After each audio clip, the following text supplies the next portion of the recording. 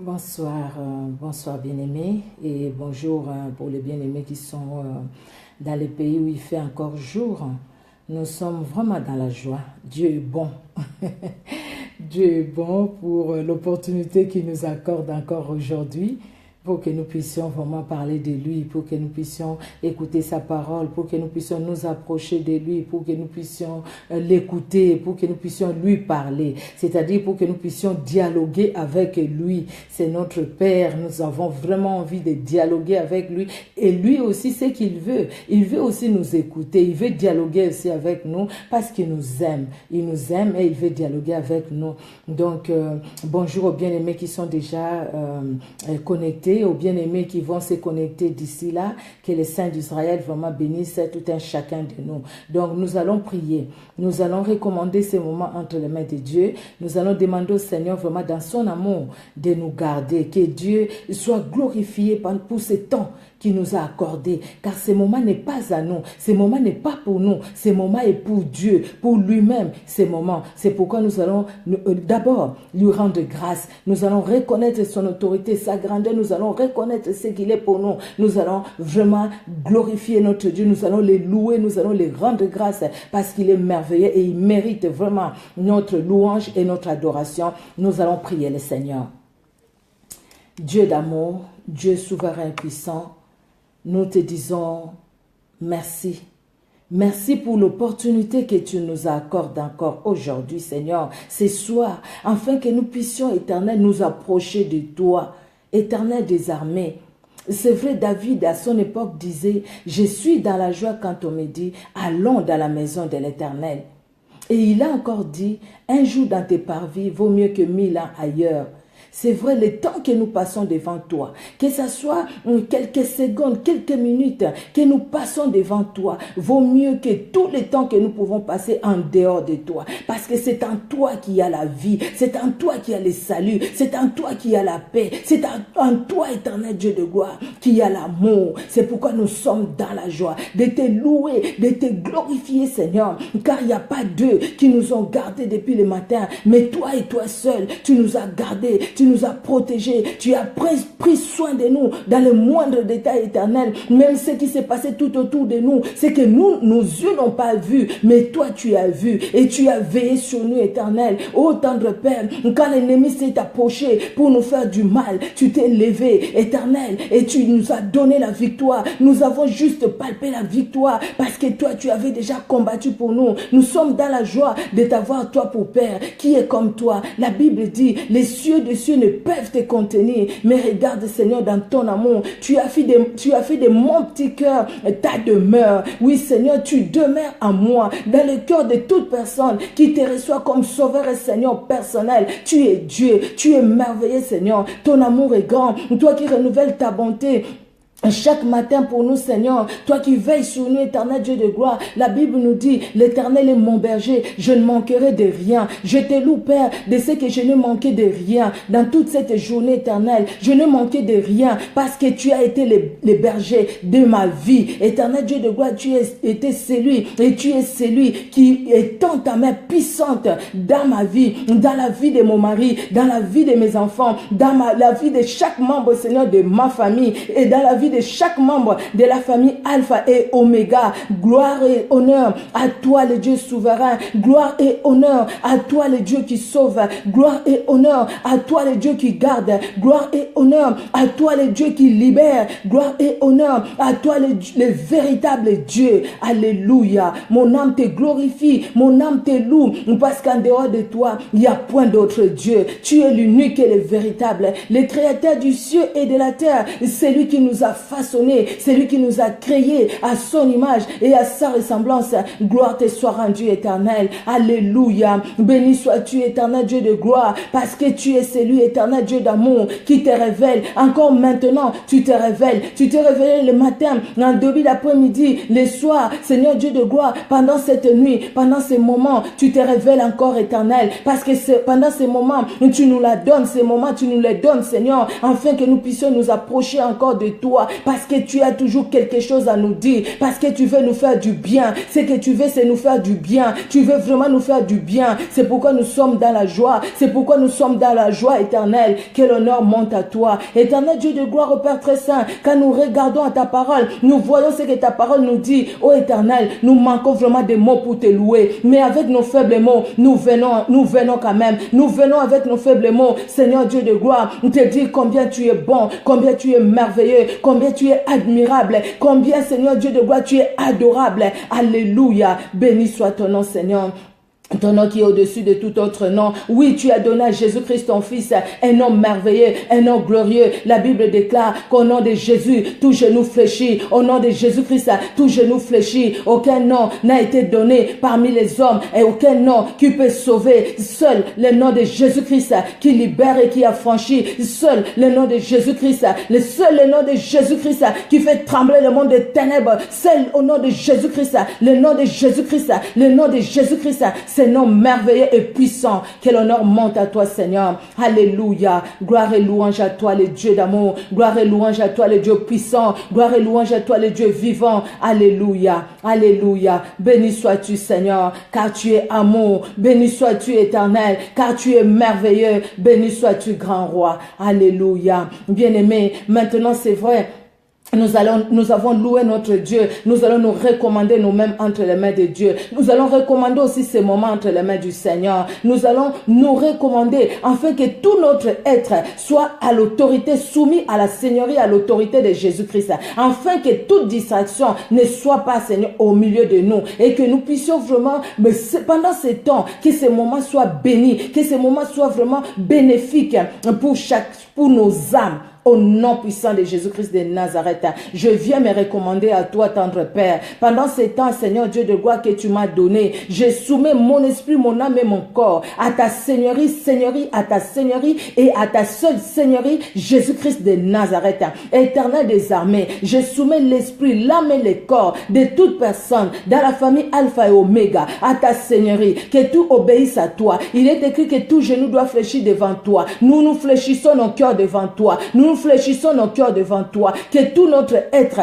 puisse te glorifier, puisse te magnifier, parce que tu es Dieu, parce que tu es Seigneur. Alléluia. Laisse que ce moment t'honore, que ce moment t'honore, que ce moment t'adore, que tout mon être t'honore, que tout mon être t'adore. Oh, le Saint d'Israël, le roi de gloire, le Dieu souverain, je viens recommander ces lieux entre tes mains, le lieu où se trouve tout un chacun de nous, entre tes mains, le Saint d'Israël. Laisse que tu règnes, car tu es Dieu et tu es puissant et vivant éternel. Alléluia.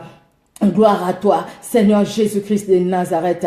Gloire et honneur à toi, le Saint d'Israël. Bien-aimé, maintenant, nous allons, parce que nous nous approchons de lui. Lui, il est saint. C'est ce que la Bible nous dit. La Bible nous dit qu'il est saint et nous croyons et nous les confessons. Et c'est vrai, parce que tout en lui est lumière. C'est la sainteté même, la perfection de la sainteté. Et nous voulons nous approcher de lui. Nous savons que nous avons marché, nous avons parlé. Nous allons dire au Seigneur, Seigneur, pardonne-moi, parce que moi, je suis une personne et peut-être que j'ai failli, peut-être que je suis tombé, peut-être éternel Dieu de gloire, j'ai trébuché, je suis tombé dans mes pensées, dans mes paroles, dans mes actes.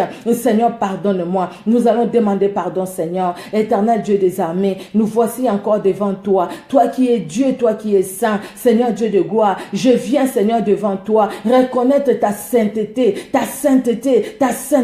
la perfection de ta sainteté. Et moi, Seigneur Dieu de gloire, qui ne suis qu'une personne éternelle, et oh Seigneur Dieu de gloire, je sais que je trébuche, je sais que je tombe. C'est pourquoi je viens à toi, Seigneur. Je te prie, ô grand roi, de me pardonner. Pardonne-moi, Seigneur Dieu de gloire, mes péchés. Pardonne-moi mes manquements. Pardonne-moi, Seigneur Dieu de gloire, toute forme de désobéissance. Pardonne-moi, mon Dieu, pour toutes les fois, Seigneur, dans cette journée où j'ai fait ce que je ne devais pas faire. Seigneur, pardonne-moi. Où je n'ai pas fait ce que tu m'as demandé de faire. Quand je n'ai pas écouté ta voix. Quand j'ai écouté mais sans obéir. Seigneur, pardonne. Pardonne toute forme de désobéissance à moi. Je demande pardon pour mon mari, pour mes enfants, pour toute ma famille, pour mes soeurs, pour mon frère, pour mes neveux, pour mes nièces, pour mes mes cousins, mes cousines, je te prie, Seigneur Dieu de gloire, de pardonner. Pardonne-nous, Seigneur, parce que nous sommes des pécheurs, parce que nous sommes des pécheresses. Seigneur, pardonne-nous. Nous venons à toi, toi qui es saint, éternel Dieu de gloire. Exerce ta miséricorde dans nos vies et pardonne-nous, Seigneur, au nom puissant de Jésus-Christ de Nazareth. Nous allons demander le sang de Jésus bien-aimé. Nous allons demander que le sang de Jésus nous lave, que le sang de Jésus nous purifie, parce que nous ne pouvons pas nous approcher de lui sans être purifiés par ce sang qui a coulé pour chacun de nous, pour chacune de nous. Que le sang de Jésus-Christ de Nazareth coule abondamment dans ma vie, dans mon esprit, dans mon âme, dans mon corps. Que le sang de Jésus-Christ me purifie. Oh, les saints d'Israël, que le sang de ton fils Jésus lave mon esprit, mon âme et mon corps. Que le sang de Jésus coule abondamment, Seigneur, dans la vie de mon mari, dans la vie de mes enfants, dans la vie de ma famille, toute ma famille, Seigneur. Oh mon Dieu, que nous soyons lavés, purifiés par le sang de l'agneau, par le sang de victoire, par le sang qui crie plus fort que le sang d'Abel, par le sang qui a coulé pour que nous soyons sauvés, pour que nous soyons libérés. Le sang puissant de Jésus-Christ de Nazareth dans cet appartement, le sang de Jésus, le sang de victoire, dans le sang de gloire. Pendant tout ce temps, le sang de Jésus, cette nuit, éternel Dieu de gloire, je viens noyer toute cette nuit dans le sang puissant de Jésus-Christ de Nazareth, là où se trouve mon frère, là où se trouve ma soeur, chaque famille de la famille Alpha Oméga, éternel Dieu de gloire, que ton sang coule dans chaque vie, dans chaque âme, dans chaque esprit, dans chaque corps, le sang de Jésus, oh éternel, dans la maison de mon frère et de ma soeur, dans son appartement, le sang puissant de Jésus. Que le sang de Jésus-Christ nous lave, que le sang de victoire nous lave. Nous avons besoin de ton sang, Jésus-Christ, ce sang qui nous lave et qui nous sanctifie. Au nom puissant de Jésus-Christ de Nazareth.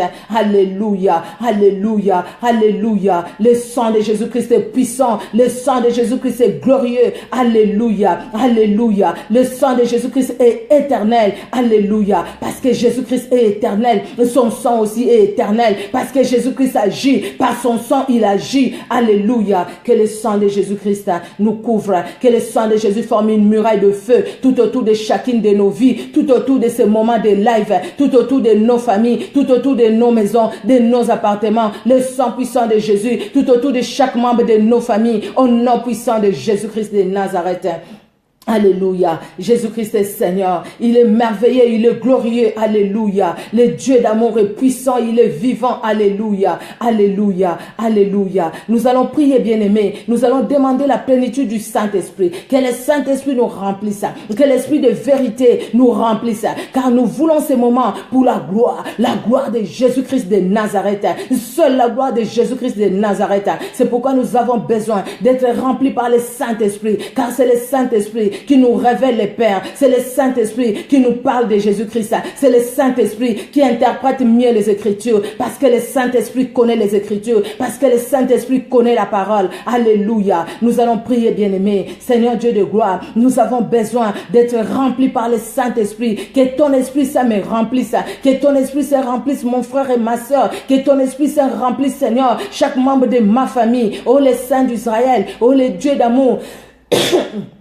Que ton Esprit Saint, l'Esprit de gloire, l'Esprit de vérité, l'Esprit de révélation, Saint-Esprit, toi qui connais chaque personne maintenant, toi qui connais les besoins de chaque cœur, oh cher Saint-Esprit, parle-nous, nous voulons t'écouter, nous voulons t'entendre, nous voulons apprendre de toi. Qu'est-ce qui peut sortir de ma bouche, moi, qui peut convaincre un cœur, qui peut changer une vie? Non, Seigneur, mais seul, c'est que le Saint-Esprit sortira de ma bouche, que je ne sois qu'un instrument. Oh cher Saint-Esprit, que ce soit toi qui parle à mon cœur, qui parle au cœur de ma soeur, qui parle au cœur de mon frère, que tu parles, cher Saint-Esprit. Parle-nous, cher Saint-Esprit. Nous voulons te voir à l'œuvre, nous voulons t'écouter, nous voulons t'entendre et agis dans chaque cœur, agis dans chaque vie. Oh cher Saint-Esprit, nous avons besoin de toi, nous avons besoin de toi, nous avons soif de toi, nous voulons te voir à l'œuvre, cher Saint-Esprit. Merci de te révéler. Merci d'agir. Merci de glorifier Jésus-Christ. Merci de glorifier Jésus-Christ. Oh, cher Saint-Esprit, glorifie Jésus-Christ. Glorifie Jésus-Christ. Glorifie Jésus-Christ. Parce que pendant ces temps, quand nous faisons ces lives, nous ne cherchons pas la gloire d'un homme. Nous ne cherchons que ta gloire. Que la gloire de Jésus-Christ. Que la gloire de Jésus-Christ. Que la gloire de Jésus-Christ se révèle. Que la gloire de Jésus-Christ se révèle. Cher Saint-Esprit, glorifie Jésus-Christ. Glorifie Jésus-Christ, que les minutes, les secondes et l'heure que nous allons passer puissent glorifier et honorer les saints d'Israël, puissent glorifier et honorer les puissants de Jacob, puissent glorifier et honorer le oui et l'amen, l'alpha et l'oméga. Alléluia. Gloire à toi Seigneur, gloire à toi Seigneur Dieu d'amour. Alléluia. Jésus-Christ, tu es Dieu. Nous allons prendre autorité, bien-aimés. Nous allons prendre autorité pendant ce temps contre tout ce qui peut empêcher à ces lives de se dérouler comme normalement, tout ce qui va créer des suspicions, tout ce qui va créer, qui peut créer des lourdeurs, tout ce qui peut créer la distraction, nous les chassons par la puissance du Saint-Esprit et que Jésus-Christ seul règne. Alléluia. Jésus-Christ, gloire à toi parce que tu nous as donné le pouvoir, l'autorité de marcher sur les serpents, sur les scorpions et sur toute puissance de l'ennemi. Et la Bible nous dit que rien ne pourra nous nuire parce que nous ne marchons pas seuls, nous marchons avec toi. C'est pourquoi maintenant, pendant ces moments, Éternel des armées, nous venons, Seigneur Dieu d'amour, prendre autorité sur toute puissance qui est contraire, tout esprit contraire au Saint-Esprit, toute puissance contraire à la puissance du Saint-Esprit. Nous les chassons de ces lieux pendant ces moments au nom puissant de Jésus-Christ de Nazareth. Les esprits humains qui s'élèvent contre ces moments, nous vous soumettons sous la croix de Jésus, sous la croix de Jésus, sous la croix de Jésus-Christ de Nazareth. Nous chassons tout esprit de la sorcellerie, de la magie, de l'occultisme qui sillonne tout autour pour empêcher à ce que ces lives se passent comme ça devait se passer, pour semer la lourdeur, pour semer, Seigneur Dieu de gloire, des mauvaises pensées. Nous les chassons au nom puissant de Jésus. Jésus-Christ, tu es Dieu. Règne, règne, règne, car tu es Seigneur. Règne, car tu es puissant. Que les esprits impurs aillent tous, retournent tous dans les lieux arides, au nom puissant de Jésus-Christ. Que toutes les réunions qui se font dans le monde des ténèbres, contre les lives de Alpha et Oméga, contre la famille Alpha et Oméga, que toutes ces réunions-là échouent complètement au nom puissant de Jésus-Christ de Nazareth. Quand ils se sont réunis à 2 ou à 3 pour compléter contre la famille Alpha et Oméga, et au Seigneur pour compléter contre les lives, pour compléter contre cette famille, ces moments de prière, cette maison de prière, Éternel Dieu de gloire, que toutes ces personnes-là soient dans la confusion, que la confusion soit leur partage au nom puissant de Jésus-Christ de Nazareth. Jésus-Christ, parce que ce moment est à toi, parce que Alpha et Oméga est à toi, Éternel des armées, parce que c'est toi qui es l'auteur même de cette famille Alpha et Oméga. Règne, règne Seigneur, règne mon Dieu, règne mon roi, que le monde des ténèbres soit maintenant dans la débandade, la plie totale, au nom puissant de Jésus-Christ de Nazareth. Jésus-Christ, tu es merveilleux, tu es merveilleux, tu es merveilleux. Sois élevé dans nos vies, sois élevé, sois élevé, sois élevé. Que l'être, chacun de nous puisse te glorifier, tel que nous sommes là, dans nos familles, nos bien-aimés qui sont connectés, nos bien-aimés qui suivent ces lives. Éternel des armées, règne, car tu es Dieu, car tu es vivant et car tu es puissant. Nous aimons te louer, nous aimons te prier, car nous savons ce que tu es et qui tu es. Nous savons qui tu es, nous savons Jésus-Christ et qui tu es pour nous et ce que tu as fait et ce que tu fais pour nos vies, Seigneur Dieu de gloire. Béni soit ton nom, car tu es merveilleux dans ton amour. Quel honneur, la gloire, la magnificence monte à toi, monte à toi, monte à toi, Éternel, car nous aimons ta présence, nous aimons ta présence, nous aimons ta présence, Éternel, nous aimons ta présence, grand roi. Alléluia. Dans le nom puissant de Jésus-Christ de Nazareth, au Père très saint, et par la puissance du Saint-Esprit, Papa, que nous t'avons ainsi prié, et toute la famille Alpha Oméga, nous disons Amen, Amen, Amen, Amen. Dieu est bon. Alléluia. Dieu est bon, vraiment Dieu est bon. Que les saints d'Israël soient glorifiés. Parce qu'en dehors de lui, il n'y en a pas d'autre. Il n'y a que lui qui est capable d'agir. Il n'y a que lui qui est capable de bénir. Il n'y a que lui qui est capable de libérer. Alors, aujourd'hui, nous allons parler d'un thème qui me tient à cœur. Et vraiment un thème, j'ai partagé, je pense que vous avez lu là le thème. Le thème, c'est l'espoir malgré la souffrance. C'est-à-dire, malgré ta souffrance, ma soeur, malgré ta souffrance, mon frère, malgré ma souffrance à moi, je ne sais pas quelle est ta souffrance. Je ne sais pas. Tu souffres de quoi? Je ne sais pas. Mais, pardon, Dieu voit. Dieu voit qu'est-ce qui fait souffrir ton âme maintenant là. Dieu voit qu'est-ce qui fait souffrir ton cœur maintenant. Dieu voit qu'est-ce qui fait souffrir ta vie. Mais le Seigneur veut quoi? De toi et de moi, malgré la souffrance, que nous puissions garder espoir. Malgré la souffrance, que tu gardes espoir, mon frère, que tu gardes espoir, ma soeur, que tu gardes espoir, maman, que tu gardes espoir, papa, que tu gardes espoir, jeune fille, jeune garçon, que tu gardes espoir, malgré la souffrance, que je garde espoir, malgré la souffrance, parce que c'est notre espérance. Notre espérance ne se trouve pas dans un homme, mais notre espérance se trouve dans le sein d'Israël, Jésus-Christ de Nazareth. Donc, quand on parle l'espoir malgré la souffrance, l'espoir c'est quoi? Quand on parle de l'espoir c'est l'état d'attente. C'est la confiance, au fait, qu'on a quelque part dans quelque chose. On est confiant, c'est-à-dire j'ai espoir que cette personne va m'aider. J'ai espoir que cette chose va m'arriver. J'ai espoir que cette chose, je ne veux plus continuer à souffrir. Donc c'est l'action d'espérer quelque chose. J'espère à quelque chose, ou j'espère que cette personne me fera quelque chose de bien dans ma vie. Vraiment j'espère, je crois, donc j'espère. Donc c'est ça l'espérance. Espérer, c'est considérer ce qu'on désire comme capable de se réaliser.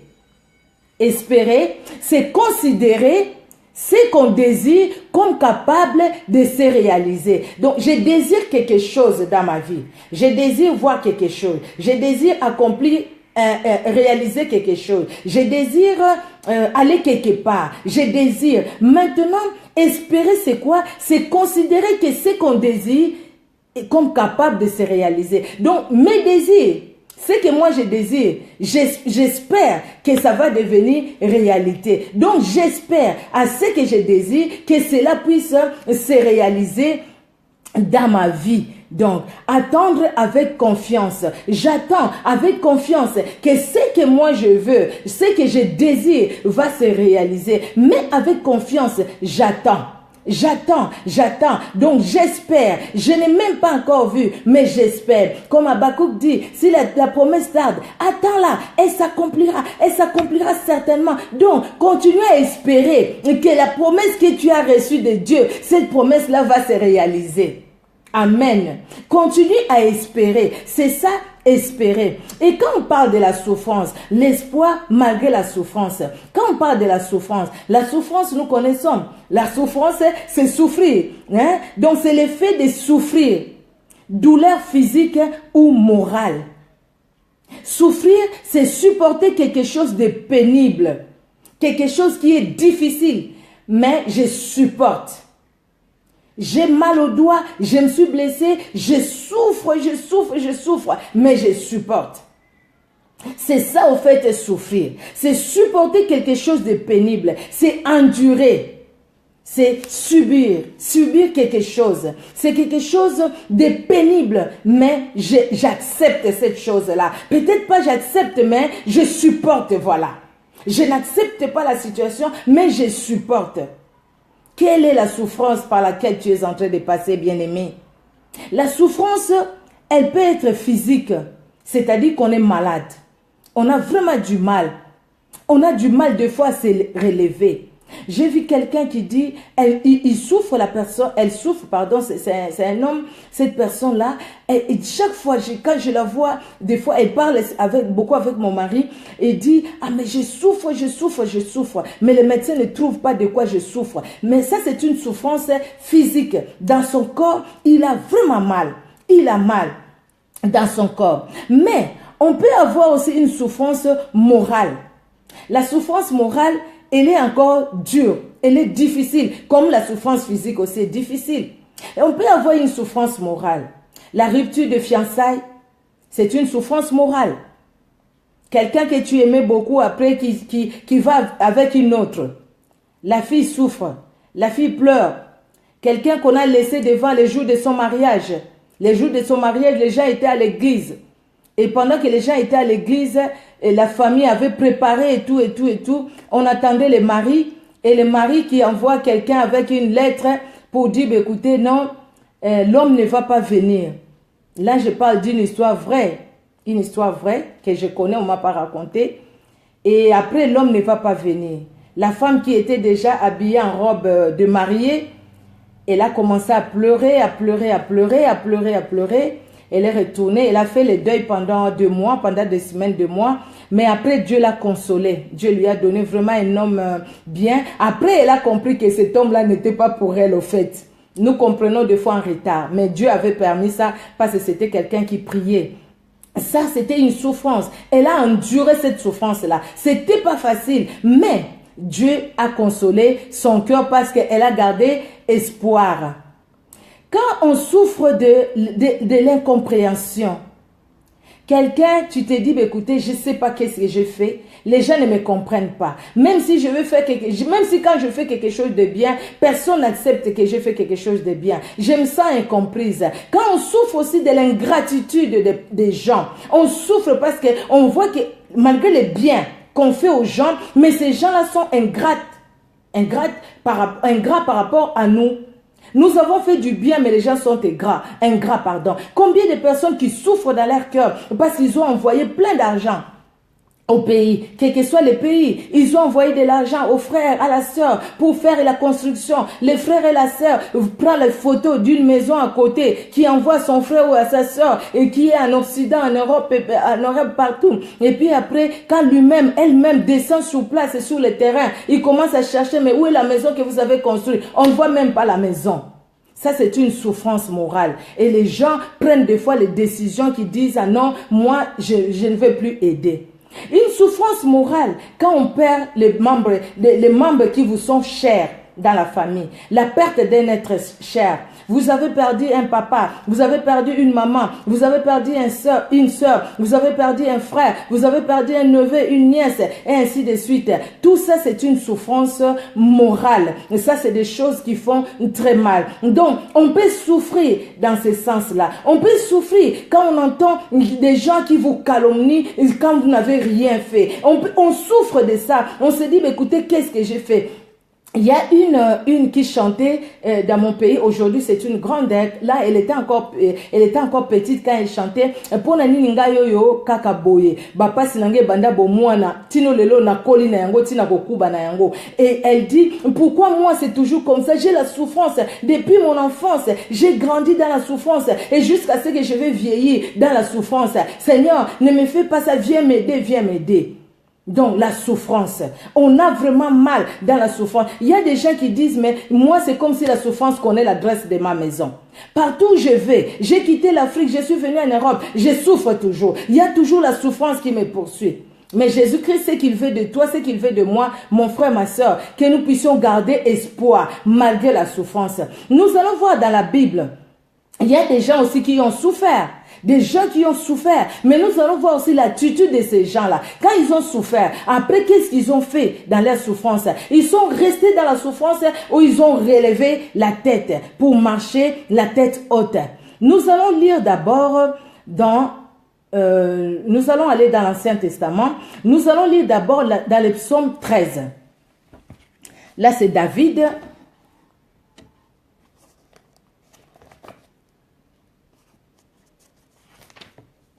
Alors, le psaume 13, nous allons lire du 1er verset au 5e verset. Le psaume 13, la Bible nous dit, c'est David qui parle. C'est le psaume de David. Au chef des chantres, psaume de David. Jusqu'à quand, Éternel, m'oublieras-tu sans cesse? Jusqu'à quand me cacheras-tu ta face? Jusqu'à quand aurai-je des soucis dans mon âme et chaque jour des chagrins dans mon cœur? Jusqu'à quand mon ennemi s'élèvera-t-il contre moi? Regarde, réponds-moi, Éternel mon Dieu, donne à mes yeux la clarté, afin que je ne m'endorme pas du sommeil de la mort, afin que mon ennemi ne dise pas, je l'ai vaincu, et que mes adversaires ne se réjouissent pas si je chancelle. Nous allons d'abord nous limiter au verset 5. David qui dit, mais jusqu'à quand, Éternel, m'oublieras-tu sans cesse? Quelque part, il s'est dit, mais c'est comme si Dieu m'a oublié. Je suis tellement dans la souffrance. C'est comme si Dieu ne voit pas ma souffrance. Bien-aimé, il t'arrive pas, il m'arrive pas, il nous arrive pas de poser, de faire cette prière comme David. Mais Seigneur, jusqu'à quand? Jusqu'à quand je vais continuer à souffrir? Jusqu'à quand, Seigneur? Seigneur, jusqu'à quand tu permettras que je continue à souffrir? Jusqu'à quand m'oublieras-tu sans cesse? Jusqu'à quand me cacheras-tu ta face? Vous voyez quelqu'un qui dit que Dieu lui a caché sa face, c'est-à-dire, quand Dieu cache la face, c'est-à-dire que quelque part, la lumière s'est détournée de nous. Donc c'est les ténèbres, c'est la souffrance. C'est la souffrance sur tous les plans. Et nous connaissons la souffrance de David. Il n'y a pas que Saül qui l'a fait souffrir. Et même Absalom, son propre fils, l'a fait souffrir aussi. David, c'était quelqu'un de combat, de guerre, à tout moment, parce que c'est quelqu'un qui a connu la souffrance. Alors là, il dit, Seigneur, mais jusqu'à quand me cacheras-tu ta face? Jusqu'à quand aurai-je des soucis dans mon âme et chaque jour des chagrins dans mon cœur? C'est-à-dire que le cœur de David, c'est un cœur qui avait des soucis, des chagrins, parce que la situation qu'il était en train de traverser, c'était une situation difficile. Il était en train de traverser une situation difficile, une situation pénible. Voir tous ces combats-là, même ton propre fils qui te combat, même tes propres fils. Regardons ce qui s'est passé dans la famille de David à un moment. Mais, il dit encore, jusqu'à quand mon ennemi s'élèvera-t-il contre moi? Jusqu'à quand, Seigneur? Jusqu'à quand ces combats dans ma vie? Jusqu'à quand les combats dans ma famille? Jusqu'à quand, Seigneur? Nous avons toujours des soucis. Il y a tel qui est malade. Il y a tel qui ne va pas. Il y a tel qui fait ceci. Regarde, Seigneur, dans ma famille, nous sommes nés autant de filles. Aucune de nous n'est mariée. Et chaque fois, on vit tellement comme ça avec des hommes. Et tel homme qui vient, on vit comme ça, on fait des enfants. Mais les hommes n'acceptent pas de nous marier. Seigneur, quelle souffrance. Seigneur, quelle souffrance. Regarde telle maladie héréditaire dans ma famille. Regarde, Seigneur Dieu de gloire, je dors, je me réveille. La nuit, je dors pas bien. Toujours des mauvais rêves. Seigneur, quand je me réveille, nous nous plaignons. Nous disons à Dieu aussi nos souffrances, nos douleurs. Alors David qui dit, regarde et réponds-moi, Éternel mon Dieu, donne à mes yeux la clarté, afin que je ne m'endorme pas du sommeil de la mort, afin que mon ennemi ne dise pas, je l'ai vaincu, et que mes adversaires ne se réjouissent pas si je chancelle. C'est-à-dire à cause de la souffrance était tellement là. David reconnaît. Il dit que la souffrance, elle est forte.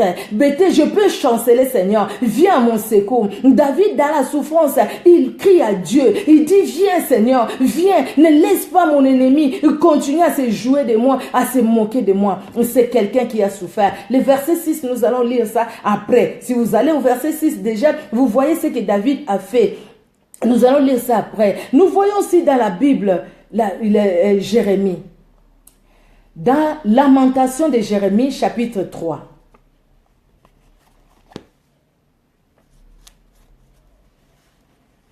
Alors, Lamentation de Jérémie, chapitre 3. Jérémie, c'était un prophète envoyé par Dieu. Dieu lui a donné une mission vraiment difficile, c'était pénible. Hein? Moi, quand j'ai lu les livres de Jérémie, je me suis dit, mon Dieu, ce que Dieu disait à Jérémie, c'était difficile. Jérémie a souffert. Il a souffert. C'était un envoyé de Dieu. C'est pas quelqu'un qui a souffert à cause de ses péchés, mais quelqu'un qui a souffert à cause de Dieu. Et dans la souffrance, je vais souligner ça. Il y a certaines souffrances qui peuvent venir parce que c'est les épreuves que Dieu permet, comme dans la vie de David. Certaines souffrances aussi, comme dans la vie de Jérémie, nous allons les lire. Certaines souffrances aussi, c'est parce que nous-mêmes, nous ouvrons la porte. Nous ouvrons la porte. Imagine-toi, toi, une affaire qui ne te concerne pas. Toi, tu vas mettre ton nez dans une affaire qui ne te concerne pas. Alors maintenant, quand les gens vont commencer à te critiquer, tu vas dire, hey, moi je souffre, les gens me critiquent. Mais quelque part, tu t'es créé des problèmes aussi toi-même, non? Hein? Tu t'es créé des problèmes toi-même, tu vois? Il y a certaines choses, on se crée des problèmes nous-mêmes. Nous-mêmes, on se crée des problèmes. Quand on souffre à cause des problèmes que nous avons créés nous-mêmes, demandons tout simplement pardon à Dieu et dites à Dieu, écoutez Seigneur, je suis allé faire des choses que je ne devais pas faire. Je suis allé dire ce que je ne devais pas dire. Et tu as calomnié, pourtant la personne t'a tendu un piège. Et puis après, il t'a tendu un piège, il a mis les haut-parleurs. Pendant que tu parlais, la personne était là au fait. Il a tout écouté. Et puis après, quand il viendrait te parler, tu dis, ah, moi je souffre. Et puis tout le monde est contre toi. Et puis tu vas dire, ben, c'est que tout le monde sait les problèmes. Quelque part, tu t'es créé des problèmes toi-même. Il y a des gens vraiment qui peuvent te tendre même un piège. Donc, la sagesse dans nos langages aussi. Quand quelqu'un te pose la question, tu sais même pas pourquoi, surtout si ça concerne une autre personne. Ferme la bouche quand même. Arrête et tu dis, écoutez, je sais pas, écoutez, c'est tout. Ou alors tu donnes un conseil, mais vraiment dans la Bible, si c'était un piège, c'est eux-mêmes qui vont tomber dans leur propre piège. Vous voyez? Mais, on peut souffrir aussi à cause de la parole de Dieu. Les gens peuvent te haïr. Il n'y a pas des enfants qui ont été haïs, à qui les parents ont même privé la nourriture parce que tout simplement, ces enfants l'ont pris. Les parents ont même privé les habits parce que les enfants prient. Il n'y a pas de gens qui ont été haïs dans leur famille à cause de la prière. C'est une souffrance. Alors nous voyons aussi les lamentations de Jérémie. Jérémie nous dit, alors Jérémie du verset 1 au verset 17. C'est un peu long, mais je vais quand même lire parce que nous devons comprendre. Écoutons bien aimés. C'est Lamentation de Jérémie chapitre 3, de 1 à 17. Merci pour les bien-aimés qui sont en train de relayer les versets bibliques. Alors, c'est Jérémie qui parle. C'est lui qui parle, c'est le prophète de Dieu. C'est lui qui parle, c'était la bouche de Dieu. En fait, Dieu parlait par lui. Et Dieu sait que Dieu lui disait avec précision. Et ça s'accomplissait. Je suis l'homme qui a vu la misère sous la verge de sa fureur. Il m'a conduit, mené dans les ténèbres et non dans la lumière. Contre moi, il tourne et retourne sa main tous les jours. Il a fait dépérir ma chair et ma peau. Il a brisé mes os. Il a bâti autour de moi. Il m'a environné de poisons et de douleurs. Il me fait habiter dans les ténèbres, comme ceux qui sont morts dès longtemps. Il m'a entouré d'un mur pour que je ne sorte pas. Il m'a donné de pesantes chaînes. Vous comprenez ça? Il dit, il m'a entouré de murs pour que je ne sorte pas. Il a fait quoi? Il m'a donné de pesantes chaînes. J'ai beau crier et implorer du secours, il ne me laisse pas accès à ma prière. Il ne laisse pas accès à ma prière, pardon. Il a fermé mon chemin avec des pierres de taille. Il a détruit mes sentiers. Il a été pour moi un ours en embuscade, un lion dans un lieu caché. Il a détourné mes voies. Il m'a déchiré, il m'a jeté dans la désolation. Il a tendu son arc, il m'a placé comme un but pour sa flèche. Il a fait entrer dans mes reins les trains de son carquois. Je suis pour tout mon peuple un objet de raillerie, chaque jour l'objet de leurs chansons. Ah mon Dieu, il m'a rassasié d'amertume et il m'a enivré d'absinthe. Il a brisé mes dents avec des cailloux, il m'a couvert de cendres. Tu m'as enlevé la paix, je ne connais plus le bonheur. Et j'ai dit, ma force est perdue, je n'ai plus d'espérance en l'Éternel. Quand je pense à ma détresse, non pardon, c'était jusqu'au verset 17. Tu m'as enlevé, le 18 ça viendra après au fait. Tu m'as enlevé la paix, je ne connais plus le bonheur. Parce que Jérémie, c'est quelqu'un qui était dans la souffrance. Il va donner le message à un roi. Voilà, tu te donnes. Le roi de Babylone va venir. Vas-y, donne-toi. Sinon après, tu vas mourir toi avec ta famille. Ah non. Ça se fera pas parce qu'il y avait des faux prophètes qui étaient là, qui prophétisaient ce qui venait de leur ventre pour leur intérêt. Et quand Jérémie parlait, tous les autres étaient contre lui. Jérémie a connu la prison. On l'a emprisonné plusieurs fois. Des fois même affamé. Il a connu tout ça pour la gloire de Dieu. À un moment, il en avait marre. Il en avait marre de cette souffrance. Il va maintenant faire les lamentations de Jérémie. Il dit, écoutez, tout autour de moi, je ne vois rien. Au fait, je suis comme entre les quatre murs, il n'y a même pas la lumière. Tout est difficile pour moi. Je suis dans une situation difficile. Jérémie était dans une situation difficile. Vous savez, bien aimé, aujourd'hui, nous pouvons dire, ah, moi je souffre, mais il y a des gens aussi qui souffrent. Alors, il y a une soeur qui me parle de la connexion, il n'y a pas une bonne connexion. Je ne sais pas, il y a une bonne connexion. Maman Roselyne, c'est bon la connexion? Il y a une soeur qui n'a pas une bonne connexion. C'est bon la connexion, dites-moi. C'est bon, je pense que c'est bon, hein? Peut-être c'est elle qui n'a pas une bonne connexion. Bon, peut-être que vous pouvez l'inviter. Il y a une soeur qui n'a pas une bonne connexion. Bon, nous allons continuer. Alors, pour Jérémie, c'était une situation vraiment difficile. Et pourtant, il parlait pour Dieu. Il parlait pour la gloire de Dieu. Bien aimé, il y a des hommes de Dieu, même aujourd'hui, qui souffrent parce que tout simplement, ils parlent de la vérité. Il y a des autres hommes de Dieu qui combattent les hommes de Dieu qui marchent dans la sainteté parce qu'ils parlent de la vérité et ils souffrent à cause de la vérité. Même toi, là où tu es, peut-être sur ton lieu de travail, parce que tu dis la vérité, parce que tu ne veux pas t'associer aux gens qui calomnient, les autres ne t'aiment pas, les autres te calomnient et tu souffres, les autres te fuient même. Dès que tu arrives, tu commences à arriver et disent elle est là, elle est là, elle arrive, elle arrive, elle arrive. On se tait, ils se taisent. Et quand tu arrives, personne ne dit mot parce que tu es là. Mais dès que tu te déplaces, tu tournes le dos, ils commencent à rire, ils commencent à se moquer de toi. Ils commencent même à rire parce qu'au fait, ils voulaient bien parler de ce qu'ils voulaient parler parce que toi, tu es arrivé. Ah, le pasteur est arrivé. Ah, la sainte Noirite est arrivée. Ah, comme les noms, tous les noms qu'ils vont te donner, TTS, ils vont te dire TTS parce que toi, tu aimes la parole de Dieu.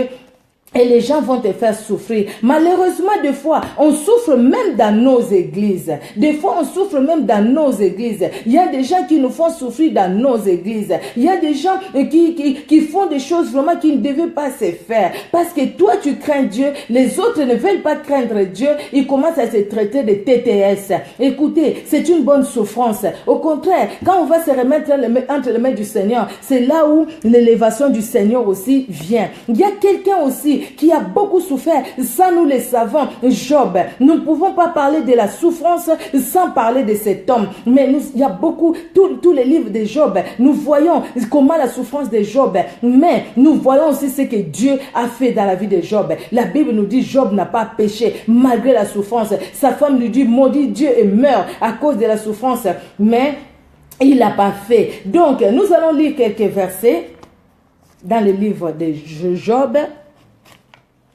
Alors, nous allons lire Job chapitre 2, du verset 11 au verset 13. Job 2, de 11 à 13. Je vais lire Job 2, du verset 11 au verset 13.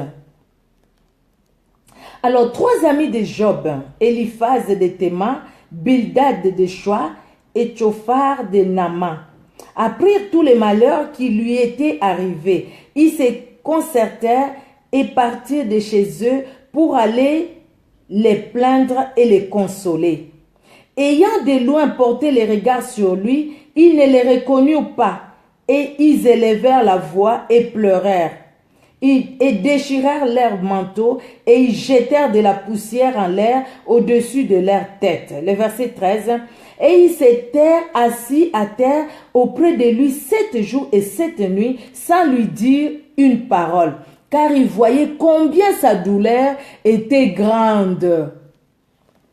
Vous voyez ça, bien-aimé?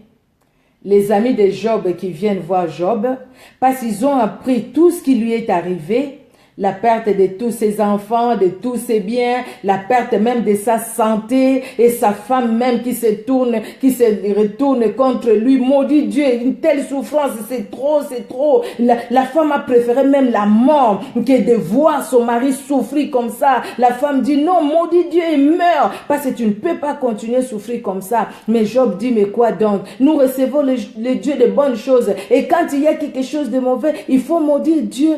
Maintenant, les amis de Job viennent. Ils viennent là-bas. Vous imaginez, bien-aimés? Vous vous imaginez? Ces amis sont arrivés et quand ils ont appris déjà tout ce qui est arrivé à Job, C'était une souffrance pour eux. Ils arrivent là-bas, la Bible dit, c'est la Bible qui le dit, le verset 13. Ils ont fait 7 jours, 7 nuits, sans rien dire. Tellement ils ont vu la douleur de Job. Job était vraiment dans la douleur. C'était une douleur atroce. Une douleur morale, une douleur physique, une douleur spirituelle. On peut être aussi dans une douleur spirituelle. Tout à l'heure, je parlais de la douleur physique et morale. Mais on peut être aussi dans une douleur spirituelle. Vous voyez le diable qui va l'accuser, tel que la Bible le dit. La Bible dit, le diable, Satan est allé l'accuser. Non, tu sais, c'est parce que tu lui as laissé tous les biens. Permets, on va prendre les biens. Tu vas voir, il va te maudire. Mais Dieu a dit, allez-y, ne touchez pas son âme.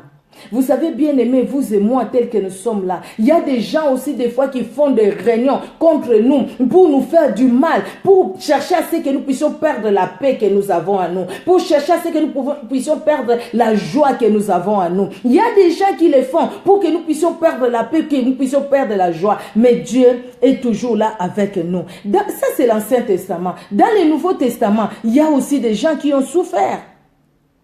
Paul a souffert. N'est-ce pas? Pierre a souffert, n'est-ce pas? Jésus-Christ lui-même a souffert pour nous, n'est-ce pas? Il y a des gens qui étaient des mêmes chats. Jésus-Christ, nous allons dire, oui, lui était Dieu. Même s'il a souffert, il était Dieu en tant que Dieu. Oui, Jésus-Christ, il était Dieu. Mais quand il est venu sur la terre, il était 100% homme aussi. Il a mangé, à l'exception du péché qu'il n'a pas fait comme toi et moi. Mais Jésus-Christ a mangé. Donc Jésus-Christ avait cette chair. Quand il était cloué à la croix, il a senti la souffrance, il a senti la douleur aussi dans son corps. Il a senti cette douleur. Paul a souffert.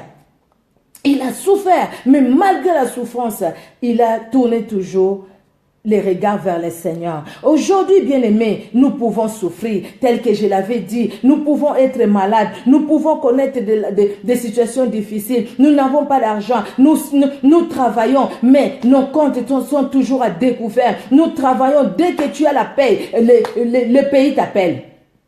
Les gens tombent malades que dès que toi tu as ta paix.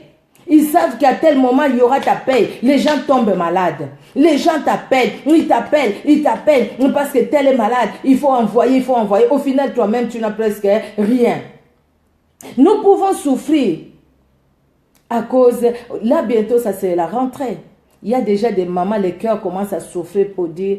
Oh, l'école va commencer. J'espère que cette année, mon fils, ma fille, ça sera bien. J'aurai pas des mots, j'aurai pas ceci, j'aurai pas cela. Il y a des mamans, il y a des gens qui souffrent parce qu'ils ont mis au monde des enfants et ces enfants-là, ils sont impossibles. Il y a une dame qui est allée porter plainte contre son propre fils parce que son fils, c'était des gens, vous savez, ceux qui sont du Congo, on les appelle les Kuluna. Les gens qui coupent les gens, ils te prennent comme ça, ils coupent les mains et tout ça, ils volent et puis ils peuvent même te couper l'oreille, lui-même il peut même se couper l'oreille, donc c'est pas un problème quoi. Et son enfant était parmi les gens qui tuaient et cette maman est allée porter plainte contre son propre enfant. L'enfant fait la prison et puis à un moment, je sais pas ce qui s'est fait, les gens qui se sont évadés de la prison là, l'enfant s'est évadé de la prison et quand il est arrivé chez lui, il a retrouvé sa maman. Maman, je suis sorti de la prison. Comment tu es sorti? Qui t'a laissé tout ça? Non, je suis sorti de la prison la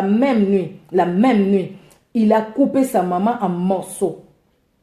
La même nuit. Sa maman, il a coupé en morceaux. Quelle souffrance. Les mamans souffrent. Avoir un enfant comme ça, un enfant qui vole, un enfant qui fait prison sur prison. Je parlais avec une dame qui est venue, c'est une sœur, au fait, je dirais comme ça, dans le Seigneur, mais qui souffre, qui dit, je souffre vraiment parce que mon fils, tout le temps, aujourd'hui en prison, demain et tout ça, je veux vraiment que Dieu lui fasse quelque chose. Merci Seigneur, la dernière fois, il m'a dit vraiment, Dieu a touché son cœur. Que le Seigneur soit glorifié parce que Dieu est bon. Dieu, il est vraiment merveilleux dans son amour. Ça, c'est une souffrance. Une souffrance. Cette femme qui a son mari qui le quitte pour une autre femme, qui a son mari qui n'est pas là à la maison, qui est plus avec des amis qu'avec lui. Les maris, comme j'ai vu quelque part dans une émission, les maris qui aiment la voiture plus que la femme. Ça, c'est vraiment une souffrance. Une souffrance ou une dame qui dit qu'il aime son chien ou son chat, je pense, plus que son mari. Des choses comme ça. Ça, c'est vraiment une une souffrance même dans les foyers. C'est une souffrance, les incompréhensions, les conflits, les querelles. Ça, c'est vraiment des souffrances. Donc, mais que faire alors? Il y a toutes ces choses-là. Que faire? Nous allons maintenant retourner dans le psaume 13 que nous avions lu. Oh, j'ai enlevé le papier. Alors, je vais vite retrouver le psaume. Alors, nous allons retourner dans le psaume 13. Voilà, le psaume 13, il y avait encore le papier. Alors, nous allons lire le verset 6. Le psaume 13, verset 6. Alors, qu'est-ce que la Bible nous dit? Nous avions lu de 1 à 5. Nous avions vu comment David, il dit, Seigneur, ne me laisse pas jusqu'à quand les soucis, les chagrins dans mon cœur, dans mon âme.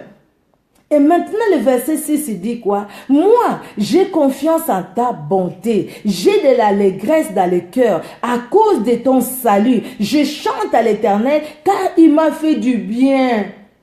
On peut dire, écoutez, quelle contradiction. Tout à l'heure, là, il pleurait. Il ne voit pas l'issue. Tout est obscur dans sa vie. Et maintenant, il dit encore, il a confiance. Donc, quelque part, David dit, je reprends le verset 4. Regarde, réponds-moi, Éternel, mon Dieu, donne à mes yeux la clarté, afin que je ne m'endorme pas du sommeil de la mort, afin que mon ennemi ne dise pas, je l'ai vaincu, et que mon adversaire ne se réjouisse pas si je chancelle. Fais quelque chose dans ma vie. Mais, David, parce qu'il avait confiance en son Dieu, donc avant même de voir ce que Dieu va faire, il dit, moi, j'ai confiance en ta bonté. J'ai de l'allégresse dans le cœur à cause de ton salut. Je chante à l'Éternel car il m'a fait du bien. Je sais que je souffre.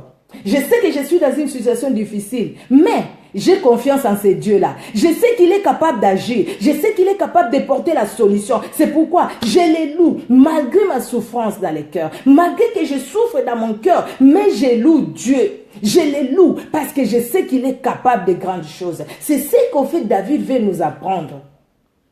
Il n'était pas encore sorti de ses problèmes, mais il a loué Dieu. Il a dit, c'est-à-dire, j'espère en ta bonté. Je sais que ta bonté est là. Je sais que tu ne vas pas me priver de ta bonté parce que ta bonté, elle est pour moi. Parce que je crois que ta bonté est pour moi. Donc, moi, je sais que toi, tu me feras du bien. Regardez maintenant Lamentation de Jérémie, le verset 18. C'est pourquoi tout à l'heure, j'ai dit qu'on va lire le verset 18 après. Ah, c'est dans Jérémie que j'avais enlevé le petit papier. Voilà. Lamentation de Jérémie, chapitre 3. Nous allons voir maintenant le verset, à partir du verset 18.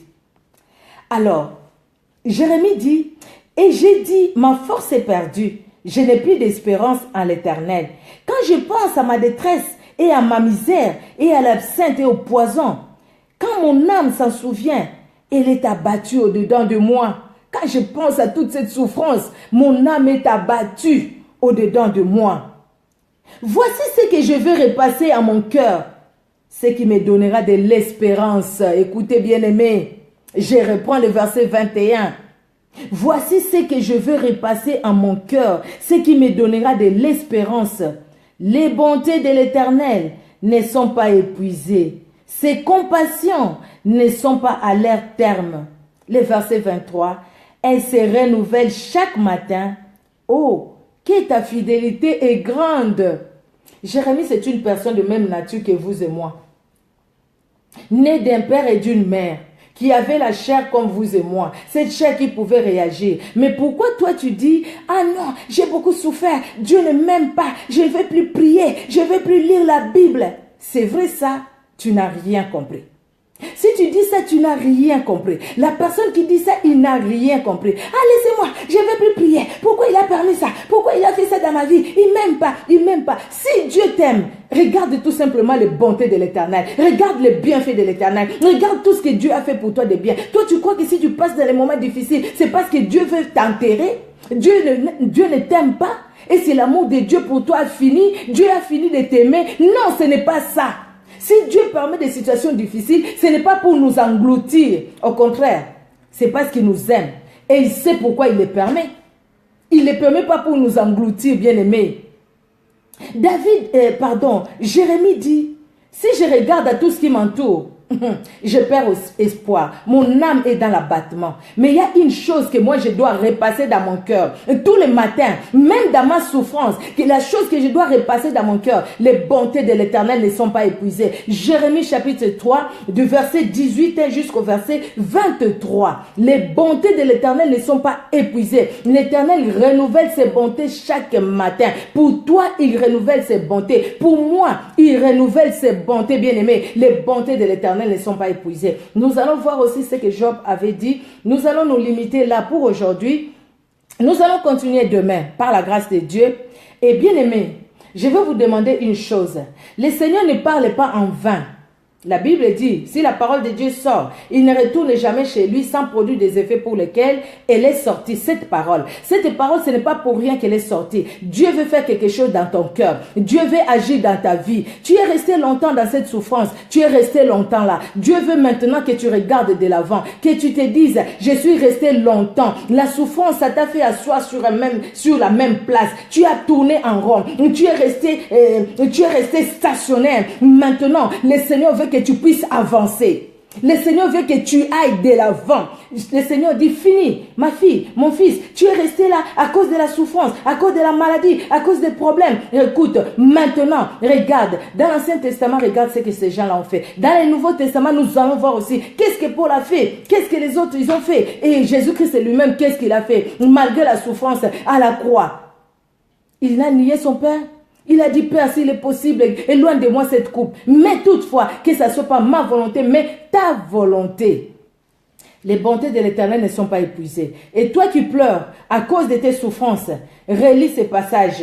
Relis ça avant de dormir. Relis ça même à haute voix. Et prie par rapport à ces passages. La Bible dit, 18, et j'ai dit, ma force est perdue. Je n'ai plus d'espérance en l'Éternel. Quand je pense à ma détresse et à ma misère, à l'absinthe et au poison, dis au Seigneur, dis-le dans ta prière. Quand je pense à tout ce qui m'entoure, quand je pense à telle situation, à telle autre, quand je pense à toutes ces choses-là, quand mon âme s'en souvient, elle est abattue au-dedans de moi. Quand je pense au fait que j'ai connu telle situation et telle autre, mon âme est abattue au-dedans de moi. Mais voici ce que je vais repasser à partir de maintenant, à partir d'aujourd'hui. Voici ce que je vais repasser dans mon cœur. Moi, Micheline, moi, Jeanne, moi Lily, moi tel, moi et ainsi de suite. Qu'est-ce que je vais repasser dans mon cœur? Ce que je vais repasser dans mon cœur, les bontés de l'Éternel ne sont pas épuisées, ses compassions ne sont pas à leur terme. Donc toi qui viens me montrer chaque fois ces souffrances-là, fini, ton règne est fini. Ton règne est fini parce que moi, ce que je vois maintenant, c'est les bontés de l'Éternel. Maintenant, c'est les bontés de l'Éternel dans ma vie. Maintenant, je vois la grandeur de l'Éternel. Ce n'est plus ces souffrances-là, c'est venu parce que Dieu l'a permis. Si Dieu n'avait pas permis, j'allais pas les connaître. Je l'ai connu parce que Dieu a permis. Donc maintenant, ce que je vois, c'est ce que Dieu a fait dans ma vie. Amen. Nous allons prier, bien-aimés. Vous savez, ces messages, je vous dis, c'est parce que moi-même, je suis passé par des situations. C'est quelque chose que j'ai fait quand j'ai réfléchissé par rapport à tout ce qui m'est arrivé aussi dans ma vie. Je vous le dirai demain. Ceux qui sont avec moi, clairement, le savent. Donc, ce qui est arrivé, c'était vraiment très dur, c'était vraiment douloureux. Mais quand j'ai réfléchi à la parole de Dieu, le Seigneur m'a parlé. C'est comme ça, j'ai commencé à écrire cet enseignement. L'espoir malgré la souffrance. Perdre des êtres chers de façon successive, c'est dur, c'est vraiment douloureux, très douloureux. Mais malgré ça, nous avions su mettre notre confiance en l'Éternel des armées. Donc nous vous disons quelque chose que nous avons vécu nous-mêmes. Le Seigneur l'a permis dans notre propre vie et nous vous le partageons. Par la grâce de Dieu, demain, je pense que je vous donnerai ces témoignages, ce que Dieu a fait, qu'est-ce que j'ai connu comme situation difficile et qu'est-ce que Dieu a fait. Et quand moi j'ai regardé, j'ai espéré en lui. J'ai fait comme Jérémie. J'ai dit, quand je regarde à tout ce qui m'entoure, je suis dans l'abattement.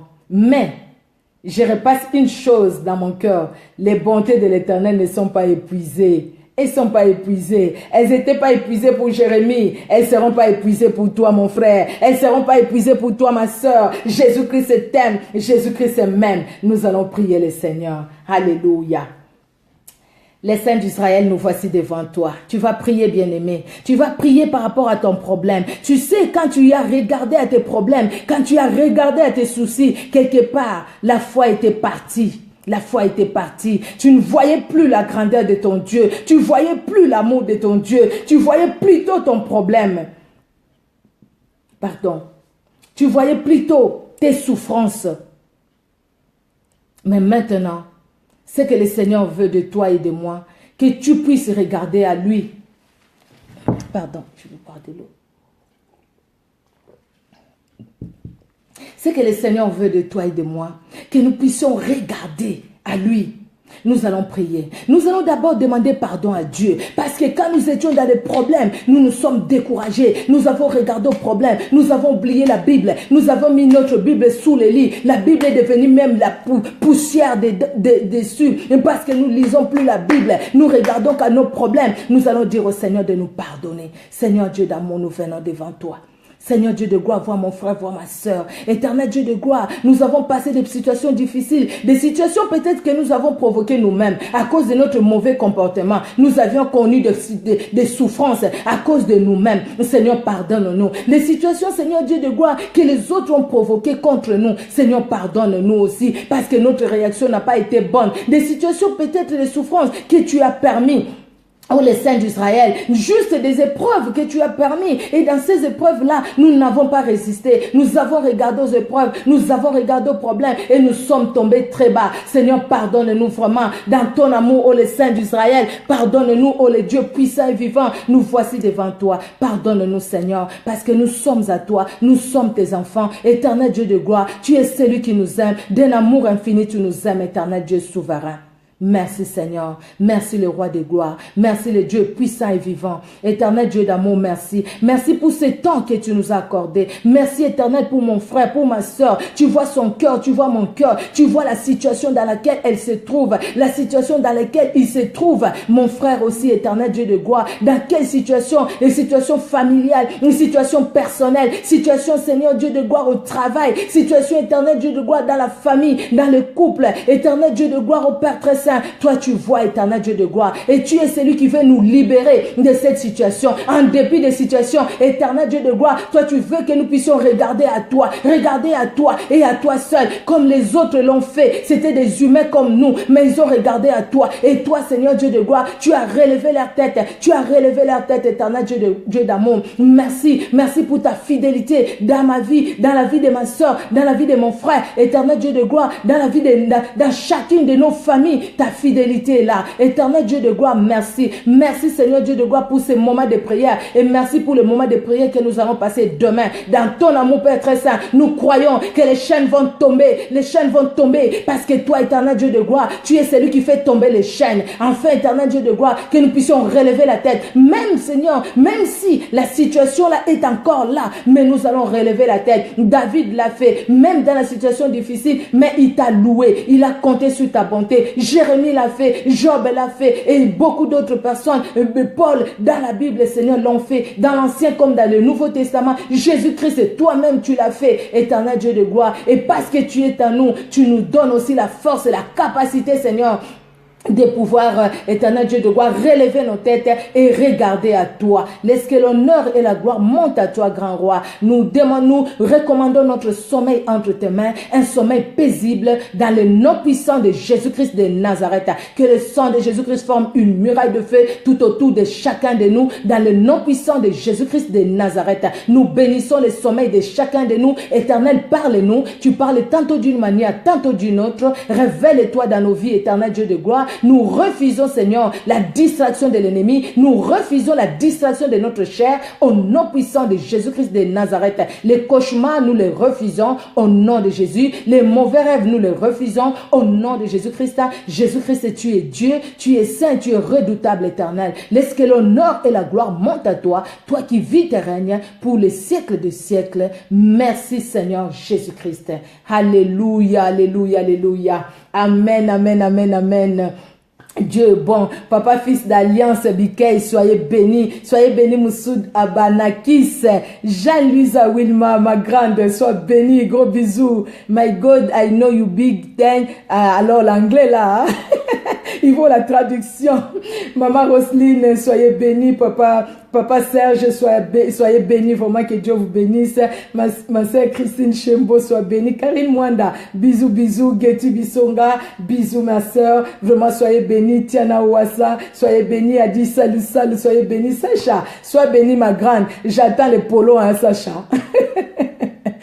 Pour Alpha, pour les lives, Victoire Rosanna Blessing, soyez bénie. Christine Chembo, je l'ai dit. Angèle Botinania, soyez bénie ma soeur. Rachel Atemezen, soyez bénie, soyez bénie. Lily Mangane, sois bénie. Oh, Sylvie Rubin, sois bénie, sois bénie. Je reçois aussi tes bénédictions. Victoire, sois bénie. Alléluia. Dieu est bon, Dieu est bon, Dieu est bon. Bonne nuit et bon sommeil à tous. Alléluia. Que Dieu vraiment nous garde dans son amour, des bons rêves sans hein? J'espère que j'ai bien prononcé. Sois béni, que Dieu vraiment vous bénisse. Dieu est bon, son amour est grand dans nos vies. Vraiment, soyez bénis, soyez bénis, soyez bénis. Dieu est merveilleux. Bon sommeil, hein? Bonne nuit, hein? Vraiment, dans la présence du Seigneur. Nous allons continuer ça demain, et demain après, nous allons passer du temps dans la prière. Nous allons nous préparer. Préparez déjà votre repas avant, quand nous allons commencer la prière. Ça sera vraiment la prière par la grâce de Dieu. Hein? Soyez vraiment bénis. Que les saints d'Israël nous gardent. Et je vous fais des gros bisous. Et bonne nuit dans la présence du Saint d'Israël, Jésus-Christ de Nazareth. Soyez bénis. Au revoir et à demain, hein, par la grâce de Dieu.